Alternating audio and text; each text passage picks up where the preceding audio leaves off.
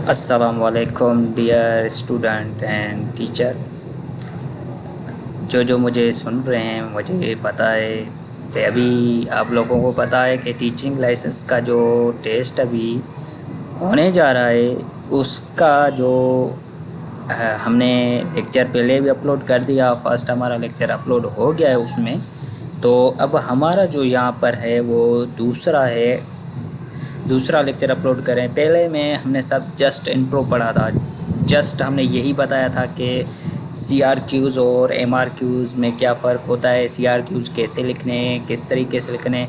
तो आज जो हमारा जो सेकंड लेक्चर जो टीचिंग लाइसेंस टेस्ट जो अक्टूबर और नवंबर में होने जा रहा है, तो उनके हिसाब से आज हमने जो उन बच्चों के लिए फ्री ऑफ कास्ट हमने कुछ जो बच्चे अफोर्ड नहीं कर सकते, जो ऑनलाइन एकेडमी पर और जो जिसके पास इतने अपने बैकग्राउंड अच्छी नहीं है और वो चाहते हैं कि उन्होंने भी मैसेज किया था पेज पर कि सर आप हमें टीचिंग लाइसेंस के बारे में कुछ गाइड करें और उनके कुछ बारे में लेक्चर दें। तो आज उन बच्चों के लिए और उन स्टूडेंट के लिए जो अफोर्ड नहीं कर सकते हैं ऑनलाइन क्लासेस, जो आजकल बहुत सारे ऑनलाइन क्लासेस चल रही हैं सोशल मीडिया पर, तो सब ने अपने हिसाब से फ़ीस रखा है। अच्छा, तो चलते हैं। आज हमारा जो है सबसे पहले जो लेक्चर हमारा होने वाला है वो है फॉर्मेटिव असेसमेंट। अब असेसमेंट जो है उनके कुछ टाइप होते हैं। आज हम जो इसमें डिस्कस करेंगे वो सिर्फ 2 असेसमेंट के बारे में डिस्कस करेंगे। एक है हमारे पास फॉर्मेटिव असेसमेंट और दूसरा होता है समेटिव असेसमेंट। अब कोई आपसे पूछे कि सपोज़ करें टीचिंग लाइसेंस के टेस्ट में आपसे क्वेश्चन किया जाता है कि what is the formative assessment. अब फॉर्मेटिव असेसमेंट क्या होता है, तो वहाँ पे आपको जस्ट टू लाइन, क्योंकि मैंने आपको पहले ही बता दिया है कि CRQs में हमें 2 लाइन का जवाब लिखना पड़ेगा। तो वहाँ पे आप जस्ट ये लिख सकते हैं, a continuous process used by a teacher during the instruction of the monitor student learn and provide immediate feedback for improvement. इसमें जो है हम ये जो फॉर्मेटिव असेसमेंट जो है हमारा, वो हम क्या करते हैं ड्यूरिंग द प्रोसेस जो टीचर है वो लेता है, तो उसको हम क्या बोलते हैं, वो हमारे पास फॉर्मेटिव असेसमेंट है। और फॉर्मेटिव असेसमेंट का जो पर्पज़ है, जो मकसद होता है, वो क्यों लिया जाता है, किस वजह से लिया जाता है, वो इसलिए लिया जाता है क्योंकि टीचर अपनी टीचिंग को अच्छा करे और जो स्टूडेंट है वो क्या करे, अपने लर्निंग को इम्प्रूवमेंट आए, जो इम्प्रूवमेंट लेके आए अपने लर्निंग पर, उसको हम क्या बोलते हैं, वो हमारे पास क्या है, वो हमारे पास फॉर्मेटिव असेसमेंट है। अच्छा, इसके फॉर्मेटिव असेसमेंट के कुछ हमारे पास आप देख रहे हैं कैरेक्टरिस्टिक्स भी हैं। During the conduct of the learning process के दौरान ही हम इसको क्या करते हैं, कंडक्ट कर देते हैं। तो आप देख रहे हैं कि यहाँ पर एक टीचर खड़ा हुआ है और ये सारे बच्चे बैठे हुए हैं। तो ये टीचर ने क्या किया है, ड्यूरिंग द प्रोसेस जो क्लास चल रही है, ड्यूरिंग लर्निंग प्रोसेस चल रही है, वहाँ पर ये क्या कर रहा है, क्वेश्चनिंग पूछ रहा है स्टूडेंट से। तो यहाँ पर इन बच्चों से इन्होंने क्या किया, टीचर ने स्टूडेंट से क्वेश्चनिंग किया। तो आज जिस को आंसर आ रहे थे आप देख रहे हैं, उन्होंने अपना क्या किया, राइज हेड, अपने हैंड उन्होंने क्या किया, राइज कर दिया है क्योंकि उनको आंसर आ रहा है। तो हम बोल सकते हैं कि ये हमारे पास क्या हो गया, ये फॉर्मेटिव असेसमेंट है। क्या है ये हमारे पास, फॉर्मेटिव असेसमेंट। अच्छा, ये जो फॉर्मेटिव असेसमेंट है, कोई आपसे पूछे कि फॉर्मेटिव असेसमेंट में हम एग्जाम्पल दे दें, तो आप वहाँ पर सिंपल से ये जो एग्जाम्पल मैंने लिखे हैं ये आप दे सकते हैं कि ओरल क्वेश्चनिंग किया जाए, जैसे ये टीचर क्वेश्चनिंग करता है, किया जा रहा है। और उसके बाद है रिटिन क्लास वर्क जो रिटन हम देते हैं वो क्लास वर्क रिटन करते हैं। तो ये सारे एग्जाम्पल आप देख रहे हैं कि ये क्या है, ये हमारे पास फॉर्मेटिव असेसमेंट के हैं। तो आप यहाँ पर दूसरा जो इमेज मैंने दिया है आप उसको भी देख रहे हैं कि यहाँ पर टीचर क्या कर रहा है, ये एक मैथमेटिक्स टीचर जो है वो बच्चों को पढ़ा रहा है। तो आप देख रहे हैं कि यहाँ पर जो है टीचर पूछ रहा है बच्चों से कि बेटा ये जो प्रोसेस हम कर रहे हैं ये कौन सा है, मल्टीप्लिकेशन है, डिवीजन है, सब्ट्रैक्शन है, कौन सा है। तो बच्चे क्या कर रहे हैं, इसको देखकर और समझकर फिर क्या कर रहे हैं, अपने ही टीचर को जवाब दे रहे हैं। तो यहाँ पर जो हमारा जो ये प्रोसेस है इसको हम बोलते हैं, ये हमारे पास फॉर्मेटिव असेसमेंट है। उसके बाद हम चलते हैं दूसरा जो हमारे पास है वो है समेटिव असेसमेंट। अच्छा, ये दूसरा नंबर है हमारे समेटिव असेसमेंट। समेटिव असेसमेंट वो क्या चीज़ होती है, हमने पढ़ा है फॉर्मेटिव असेसमेंट तो हमने पढ़ लिया, हमें पता है formative assessment during the process जो लिया जाए। और समेटिव असेसमेंट किसको बोलते हैं, कोई आपसे पूछे तो आप क्या करेंगे, वहाँ पर आपको जस्ट यही लिखना है, assessment take place at end of the learning period. जो पीरियड के लास्ट में किया जाए, जो यूनिट के लास्ट में किया जाए, जो कोर्स के आखिर में किया जाए, उसको हम क्या बोलते हैं, वो है हमारे पास समेटिव असेसमेंट। अच्छा, समेटिव असेसमेंट का जो पर्पस जो है, हमें क्या मिलता है, हम जज करते हैं, एवल्यूट करते हैं। एवल्यूट का मतलब होता है जज करना। हमें जज करना है कि स्टूडेंट जो है उन्होंने कितना अपना जो है सारे ये इस टाइम से लेकर इस टाइम तक बच्चों ने कितना कवर किया है और कितना उसने लर्न किया है। तो हम क्या करते हैं, एवल्यूट करते हैं, जज करते हैं। उसके बाद हम क्या करते हैं, उनको एक फाइनल ग्रेड दे देते हैं। तो हम बोल सकते हैं कि वो हमारे पास क्या है, वो हमारे पास समेटिव असेसमेंट है। उसको ही हम समेटिव असेसमेंट बोलते हैं। जो हमारे पास क्या हो जाए, across after the learning is complete. जब लर्निंग कंप्लीट किया जाए, जब उसका सारा के सारा कंप्लीट हो जाए तो वो लेके जाते हैं, तो उसको हम बोलते हैं वो हमारे पास क्या है, समेटिव असेसमेंट है। जो बच्चे आप देख रहे हैं कि ये जो अभी टीचर सारे अभी ये टीचिंग लाइसेंस का टेस्ट दे रहे हैं, उनको सब पता है कि यूनिवर्सिटी, जो हम यूनिवर्सिटी में जाते हैं तो वहाँ पर हमसे मिड टर्म और फाइन टर्म लिया जाता है। तो हमें पता है कि मिड टर्म जो है वो भी इसमें ही आ जाता है, समेटिव असेसमेंट में। ये बात याद रखनी है। अभी क्वेश्चन आया था यहाँ पर फेडरल बोर्ड में, जब मैं टेस्ट दे रहा था FGI का, तो वहाँ पर उन्होंने यही पूछा था कि the mid term is the example of dash. उन्होंने क्या किया, एग्जाम्पल दिया था। वहाँ पर एग्जाम्पल में ये असेसमेंट, 2 असेसमेंट ये मिले हुए थे और 2 असेसमेंट जो हम इसके बाद पढ़ेंगे वो मिले हुए थे। तो हमें पता है कि जो मिड टर्म जो होता है वो हमारे कौन से असेसमेंट में आता है, वो हमारे समेटिव असेसमेंट में आता है। कुछ बच्चों ने क्या किया, फॉर्मेटिव असेसमेंट किया। तो फॉर्मेटिव असेसमेंट वो नहीं होगा, वो हमारा होता है समेटिव असेसमेंट। ठीक है, फाइनल एग्जाम जो हो गए, जैसे आप ये पिक्चर देख रहे हैं, ये पिक्चर में आदमी क्या कर रहे हैं, ये जो एग्ज़ाम लिया जाता है, ये हमारे पास क्या है, ये हमारा फाइनल टर्म है। क्या है हमारे पास, फाइनल टर्म है। तो हम बोल सकते हैं कि ये जो असेसमेंट है ये हमारे पास समेटिव असेसमेंट है। क्या है, समेटिव असेसमेंट। अब चलते हैं, कोई आपसे पूछे what is the difference between formative assessment और समेटिव असेसमेंट, तो वहाँ पर आपको क्या लिखना है। तो आज हम उसको भी, उसका डिफ्रेंशिएट यहाँ पर देखेंगे कि differentiate, what is the differentiate between summative assessment and formative assessment. Suppose करें ऐसा आपके पास टीचिंग लाइसेंस के टेस्ट के दौरान आपसे ये क्वेश्चन पूछा जाए, तो वहाँ पर आपको क्या लिखना है। चलते हैं, आज हम उस पर डिस्कस करते हैं। अच्छा, ये है हमारे पास, कोई आपसे पूछे what is the difference between formative assessment and summative assessment, तो आपको वहाँ पर इस तरीके से ही लिखना है। इस तरीके से एक ही पेज पर आपको ऐसे लाइन खींचनी है और उनके बीच में डिफरेंस, यहाँ ऐसे ही डिफरेंस लिखेंगे तो बेस्ट तरीका ये है लिखने का। यहाँ पर हम लिखेंगे फॉर्मेटिव असेसमेंट और यहाँ पर हम लिखेंगे समेटिव असेसमेंट। अब हमें पता है formative assessment during the process लिया जाता है, तो यहाँ पर आप देख रहे हैं conduct during the learning process. और ये जो समेटिव असेसमेंट है ये हम क्या करते हैं, लर्निंग एंड, जब कंडक्ट एंड किया जाता है, लर्निंग प्रोसेस ख़त्म हो जाता है, कोर्स जब हमारा ख़त्म हो जाता है, उसके बाद जो हम लेते हैं वो उसको हम बोलते हैं समेटिव असेसमेंट। और इसमें हम क्या करते हैं, इसमें जस्ट हम फोकस करते हैं इम्प्रूवमेंट लर्निंग, जो लर्निंग है उसके इम्प्रूवमेंट पे हम क्या करते हैं, फोकस करते हैं। और इस समेटिव असेसमेंट में हम जस्ट फोकस वहाँ पर करते हैं कि मेजरिंग ऑफ लर्निंग, बच्चों ने कितना सीखा है, कितना कुछ सीखा है। उसके बाद हम क्या करते हैं, उसके बाद हम उसका क्या करते हैं, फाइनल ग्रेड बनाते हैं, फाइनल पे उसको सर्टिफिकेट देते हैं। जैसे आप देख रहे हैं फाइनल एग्ज़ाम हो गए, बोर्ड एग्ज़ाम हो गए, तो हम क्या करते हैं वहाँ पर जस्ट उसको क्या करते हैं, measuring of the learning, and of the measuring of learning. उसके बाद हम इस पर 5 करते हैं, उसके ग्रेड देते हैं और उसके बाद एवेल्यूएट करते हैं। तो ये जो सारे चीज़ें जो मैंने बताई वो सब इसमें क्या आ जाता है, समेटिव असेसमेंट है।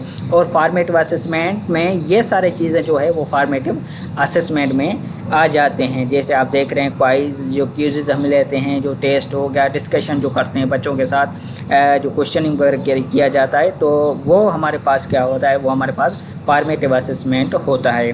अच्छा, कुछ बच्चे सवाल करते हैं कि सर जो फॉर्मेटिव असेसमेंट और क्वेश्चनिंग आंसरिंग जो असेसमेंट है, क्वेश्चनिंग आंसरिंग मेथड जो है, वहाँ पर हम जो क्वेश्चनिंग और आंसरिंग करते हैं बच्चों से तो वो क्या फॉर्मेटिव असेसमेंट में आ जाता है? नहीं, वो फॉर्मेटिव असेसमेंट नहीं आता, क्योंकि फॉर्मेटिव असेसमेंट में हम क्या करते हैं, जस्ट इम्प्रूव करते हैं और वहाँ पर हम क्वेश्चनिंग और आंसरिंग करते हैं। जो बच्चे आंसर देते हैं वो हमको सुनना है, कैसे दे रहा है, हमें यह जज वहाँ पर नहीं करना कि बच्चा आप ये जवाब क्यों दे रहे हो, जो मैंने पढ़ाया वो क्यों जवाब नहीं। वहाँ पर टीचर क्या करता है, लर्न करता है, खुद के अंदर लर्निंग एक लेके आता है। सपोज़ करें कि जो क्वेश्चनिंग आंसर होता है, जब हम बच्चों से क्वेश्चनिंग करते हैं तो वहाँ पर जो बच्चे क्वेश्चन दे रहे हैं, आंसर दे रहे हैं, जो क्वेश्चन हमने पूछा उसका आंसर दे रहे हैं, तो हमें क्या करना है, उसको केयरफुली सुनना है।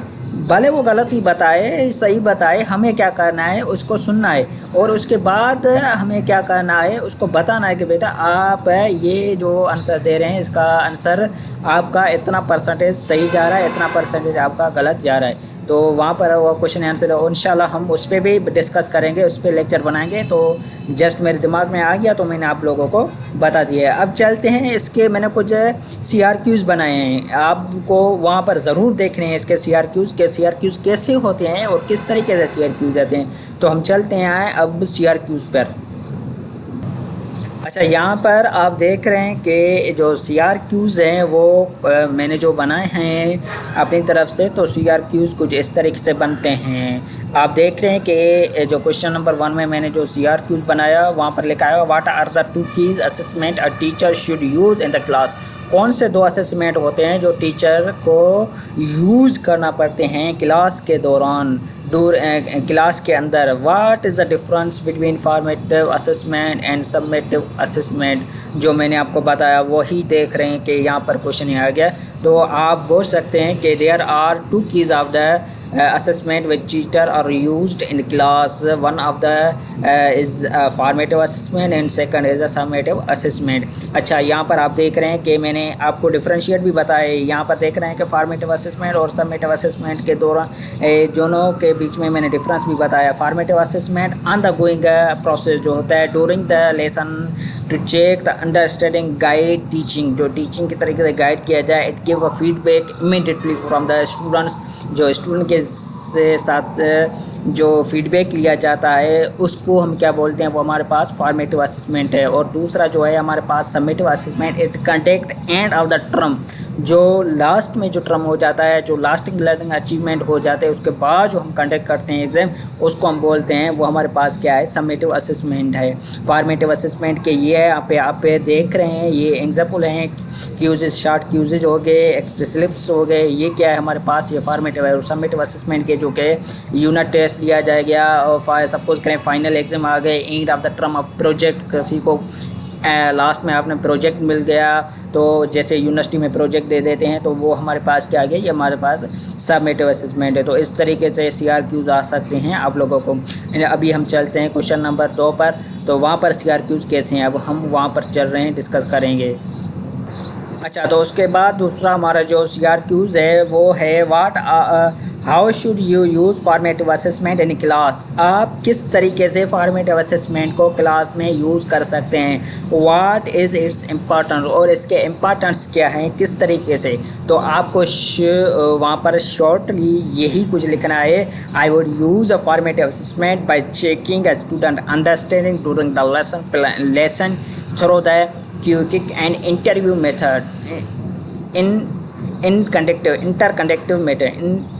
इंटरएक्टिव मेथड सॉरी, ये क्या है हमारे पास, इंटरएक्टिव मेथड के ज़रिए हम क्या करेंगे, जो चेकिंग करेंगे, स्टूडेंट की अंडरस्टैंडिंग को चेकिंग करेंगे। और I would use to strike the questioning as a slip and pair of activities, कुछ एक्टिविटीज़ उसके साथ शेयर करेंगे, शॉर्ट क्वाइजेज लिए जाएंगे और ऑब्जर्वेशन करेंगे। तो ये हमारे पास क्या होगा, ये फॉर्मेटिव असेसमेंट है। और उसके बाद फॉर्मेटिव असेसमेंट की जो है इंपॉर्टेंट क्या है, यहाँ पर आप देख रहे हैं कि फॉर्मेटिव असेसमेंट के इंपॉर्टेंस भी मैंने लिखे हैं। तो इस तरीके से आपको क्या बनाना है, इस तरीके से आपको CRQs आ सकते हैं, इस तरीके से आपको क्या करना है, उसके आंसर दे रहे हैं। आप अपने तरफ से आंसर देंगे, मगर आंसर आपको देना है, क्योंकि वो जो हमारा जो आंसर हो वो बिल्कुल ठीक हो, तो हम उस हमारे जो सपोज़ करें ये जो हो जो मैंने क्वेश्चन बनाया, ये इसका क्वेश्चन के आंसर जो है टोटल मार्क्स इसके 3 हैं। तो अब जैसे कि ये मैंने लिखा है कि इसमें पक्का से पक्का 3 तो मिल जाएंगे,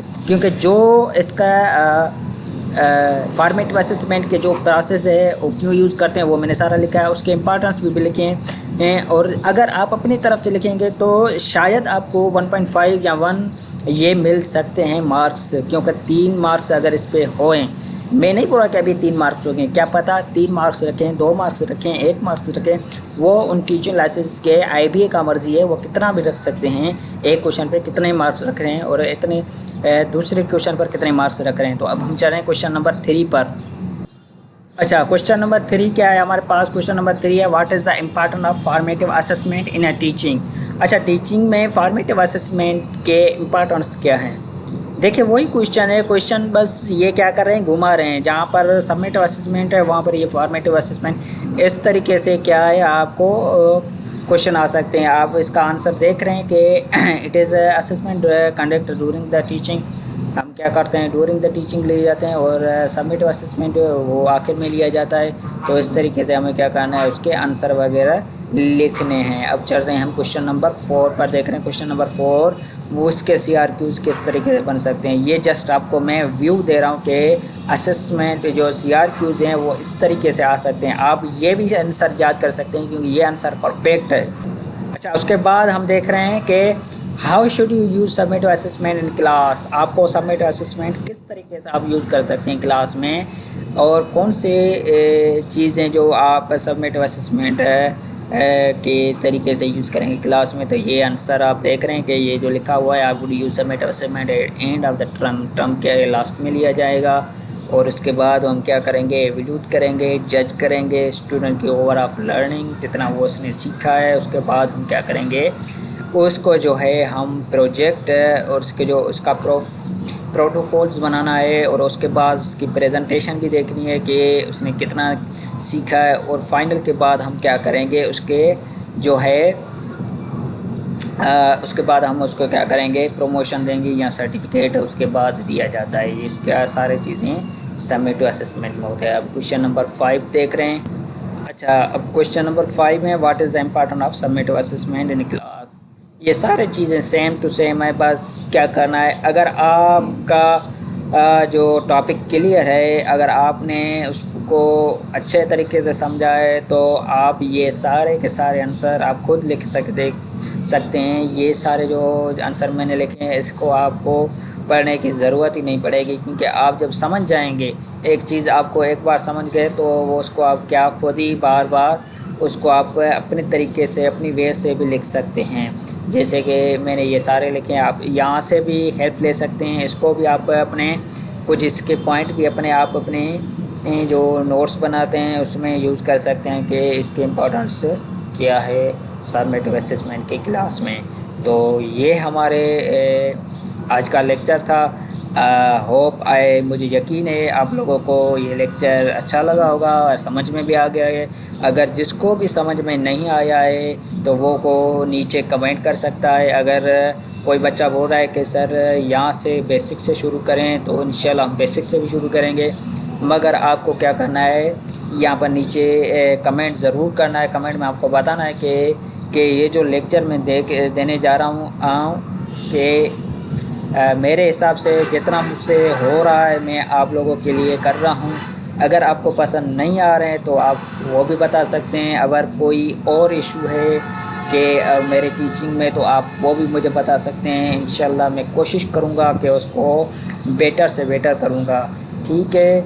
और एक आप सारे स्टूडेंट्स से और सारे जो मेरे क्लासेस देख रहे हैं, अभी जो मेरा वीडियोस देख रहे हैं, उनसे यही हमारा इल्तिजा है, यही एक रिक्वेस्ट है कि हमें सपोर्ट करें, ताकि हमारे दिल में भी आपके लिए और जदोजहद करने की जो जुस्तजू है, जो हमारे इमोशनल, वो भी बढ़ जाएं, ताकि हम आपके लिए और अच्छे से अच्छे वीडियोस बनाएं, अच्छे से अच्छे लेक्चर आपके लिए बनाएं। तो हमारा यूट्यूब चैनल को भी सब्सक्राइब करें, हमें सपोर्ट करें, और इंशाल्लाह कमेंट में ज़रूर बताइएगा कि लेक्चर आप लोगों को कैसा लगा। इंशाल्लाह मिलते हैं नेक्स्ट लेक्चर में। जो हमारा जो नेक्स्ट लेक्चर होने जा रहा है वो होगा ब्लूम टैक्सोनॉमी पर।